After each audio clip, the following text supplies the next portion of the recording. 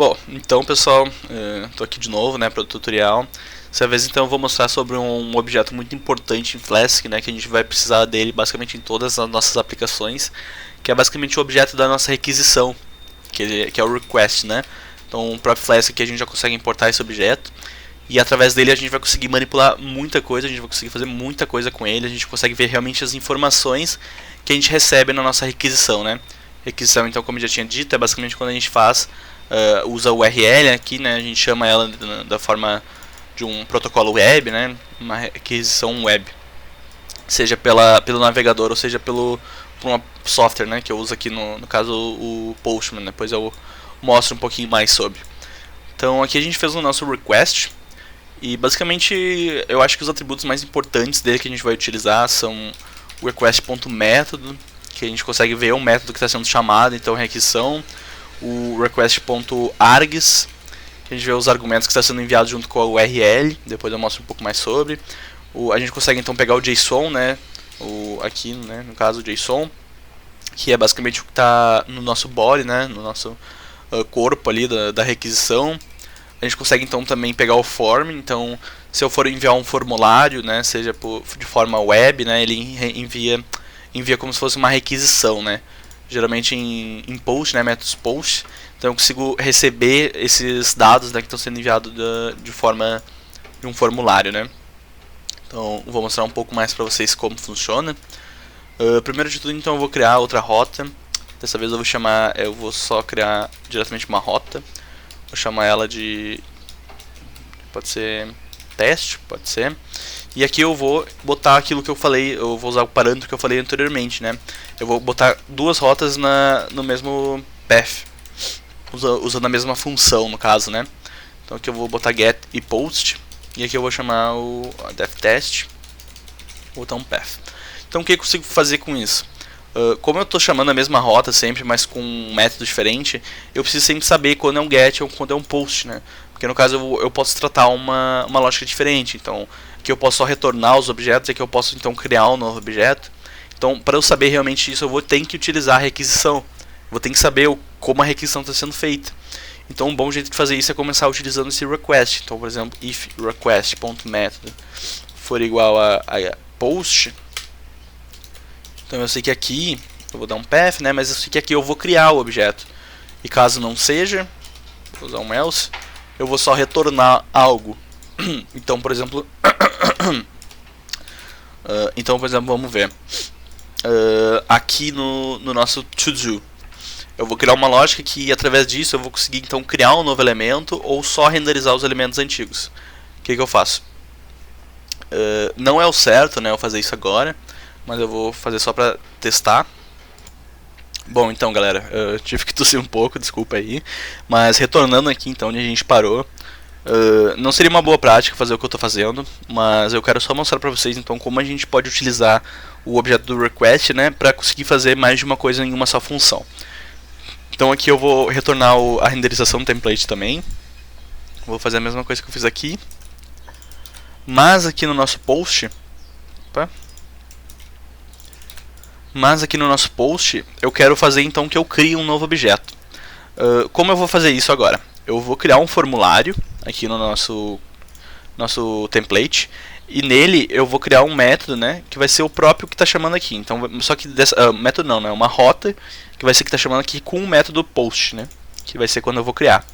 Então aqui basicamente não tem muito mistério, eu preciso só criar um formulário. Então a ação então é basicamente aonde ele vai estar, a rota, né, que ele vai estar chamando. Então aqui eu vou chamar de teste, e aqui ele recebe um método, um argumento método, né, que pode ser o nosso post. É bem tranquilo então fazendo isso, precisa entender um pouco mais sobre HTML para realmente dominar isso, mas eu vou criar então basicamente só dois inputs. Um vai ser type text, né, e um vai ser aqui no caso o melhor seria eu criar um ratio aqui, né, pra eu saber se é verdadeiro ou falso, né. Então eu vou criar aqui, eu acho que vai demorar um pouquinho mais, então eu vou pausar para criar isso, e quando terminar eu volto aqui daí mostrando pra vocês como é que ficou.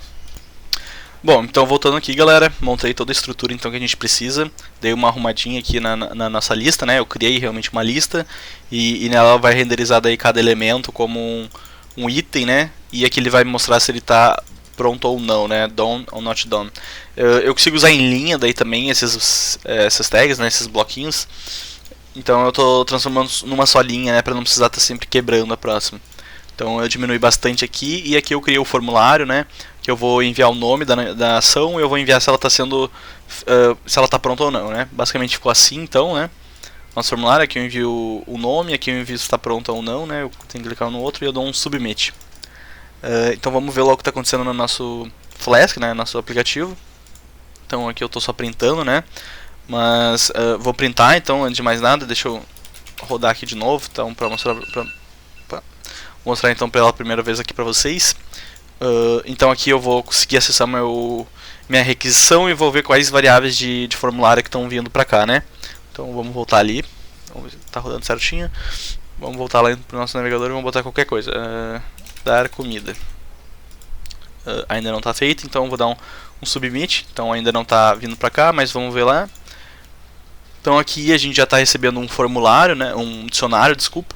Então um dicionário imutável, né, que daí é mais sobre as tipagens ali de Python, que tem esses outros tipos de primitivo de variável, né, no caso não é primitivo, né, mas aqui a gente recebe então o valor daqui e aqui, né, e aqui o valor dessa chave. Então a gente consegue ver aqui eu enviei a ação, que ela está no valor name, e aqui se está pronto ou não no DOM.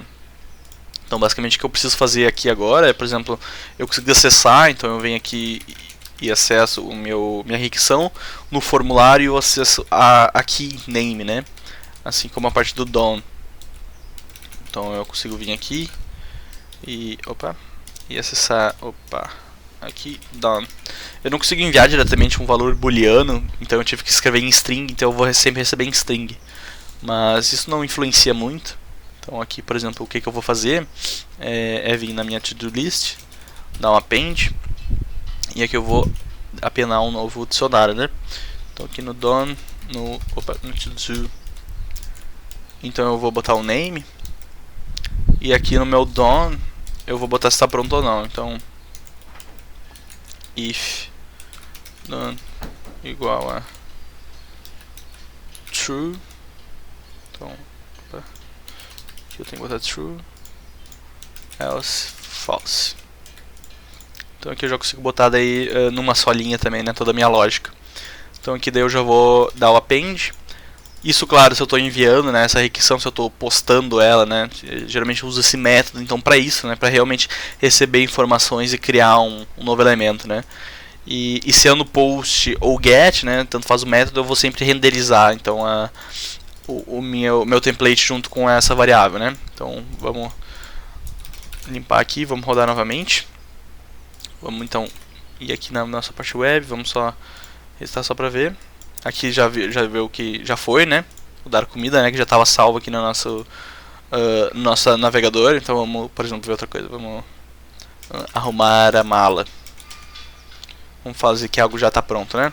Então aqui eu consigo ver, ó, já está basicamente criando, né, esses valores sempre. Então independente do valor que seja, ler livro, não está pronto ainda. Então aqui eu consigo ver. Então facilmente eu consigo ter acesso a essa requisição, né, esse request. E é muito simples eu fazer essa manipulação. Aqui eu não estou usando um banco de dados, mas eu estou criando como se fosse. E eu estou sempre renderizando isso, né? Então eu sempre vou fazer essas queries, né, entre aspas, para ver. Eu vou mostrar então um pouco mais para vocês sobre o método do request, que eu já mostrei sobre o método e sobre o formulário, mas ele consegue fazer outras coisas como, por exemplo, enviar um JSON. Então vamos ver vou criar uma outra rota, né? Vamos criar um get. Não, desculpa, vamos criar um post. Que ele vai sempre me printar ali o que eu estou recebendo. Então vamos botar a rota chamada teste 2. Algo bem simplório. Teste 2. Aqui eu vou ter um valor de retorno qualquer, né? Eu vou botar uma mensagem só para não dar o erro. Mas aqui eu vou enviar então um valor no body, né, na requisição. Eu não consigo fazer isso através do navegador, eu só consigo fazer através de formulário, né? Então eu vou utilizar o meu software de Postman para isso. Mas então vamos ver, eu vou printar então aqui, né, o nosso request.getJSON, então eu já vou pegar todo o dicionário, né, em formato de dicionário, tudo que eu estou enviando ali no body. Então aqui eu vou rodar, né, novamente. Vamos abrir aqui então, já tem aberto aqui do lado, vou chamar teste2, é um post, né, que eu estou enviando algum valor. E vamos vir aqui no body, né, que eu consigo selecionar o tipo de body que eu quero enviar. Eu vou enviar então JSON. Então eu preciso criar então um dicionário, geralmente em formato de dicionário, então vamos ver se eu quiser criar da mesma forma que eu estava fazendo antes, né? Name, dar comida, e está pronto ou não, então done, eu vou botar um true. Aqui no caso eu posso enviar valores booleanos, né? Então vou até mostrar aqui, vou mandar, aqui dá pra ver que eu não estou recebendo nada, né? Porque realmente, mas eu recebi um status de 200, né? Quando eu recebo um status de 200 ali no HTTP, quer dizer que deu certo, né? Um OK. E aqui eu posso ver, ó, eu já tenho acesso ao dicionário, então é muito fácil manipular tudo isso, né? Criar uma API, né, que está sempre enviando um body, né? Isso aqui é o body da nossa requisição. Eu posso enviar um header, também o cabeçalho. Isso já é um pouco mais daí avançado ali na parte de requisições, mas essa parte aqui não tem muito mistério. Eu consigo simplesmente enviar os itens que eu quero, né? E então só para finalizar também agora, além de eu receber o body ali ou receber o formulário, eu consigo receber os argumentos também de uma requisição. Então o que é um argumento? Ao contrário de eu fazer uma URL dinâmica, que nem eu estava fazendo antes, né, que eu recebo um valor aqui, né, eu consigo transformar um ID, por exemplo, eu consigo enviar argumentos de uma URL, de um path aqui, né, um caminho já feito, né, como eu quero, o que eu quero dizer com já feito. Eu não vou alterar o valor que eu já tenho codado aqui, eu vou simplesmente enviar novos argumentos que eu quero, independente da minha lógica, sabe? Então se eu crio uma lógica que eu preciso enviar um argumento como nome, ou uma lógica que eu quero enviar um argumento de paginação, como tu recebe uma lista, né, numa API, e eu quero estar sempre paginando para a próxima, então eu quero receber 5 elementos e depois eu quero receber 10, enfim, depende muito do que tu vai querer criar, né? Mas para isso então eu consigo receber nos argumentos. Então eu vou mostrar para vocês ali na URL mesmo, né, o que é o argumento, ou eu posso mostrar aqui mesmo, né? O que é os argumentos então? O argumento é sempre depois do ponto de interrogação. Eu consigo enviar então valores, como por exemplo, aqui eu não posso botar um barra, né? Aqui eu tenho que botar, por exemplo, ponto de interrogação. Eu posso botar name, então eu vou escrever Gabriel, e eu preciso usar o e comercial sempre que eu quero daí botar o argumento subsequente, né? Então done got true. Vamos ver aqui. E aqui eu recebi, ó, da mesma forma que eu recebo um formulário, né, que é um dicionário imutável, aqui eu recebo também a mesma coisa. Aqui está em formato de tupla, mas no caso, na hora de acessar, tu acessa pelo primeiro elemento da tupla, né, da mesma forma que aqui eu recebo um dicionário. Então, independente da forma que tu quer manipular tudo isso, tu consegue estar sempre acessando então o objeto do request, e ele vai ser totalmente influenciável ali na nossa aplicação, né? Então eu estou sempre utilizando ele de diversas formas. Eu consigo receber então também qualquer outra coisa, como eu posso pegar o data, né, o valor total, mas daí eu tenho que enviar de outra forma, e varia muito, né, que eu posso dar uma olhada então tudo que eu consigo acessar, ó. Então aqui eu posso ver, eu tenho autorizações, que é ali no header, então eu posso enviar uma autorização diretamente do header. Eu tenho aqui diretamente o data, eu posso acessar os cookies, né, da nosso navegador ali.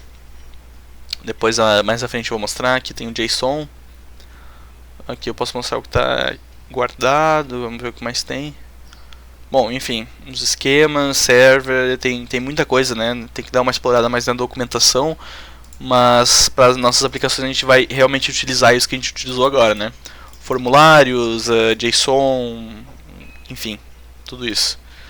Então por esse é só, galera. No próximo então eu vou mostrar um pouco mais sobre essa parte de cookies e sessão, né? Que eu mostrei ali por cima, e daí a gente vai um pouco mais a fundo sobre.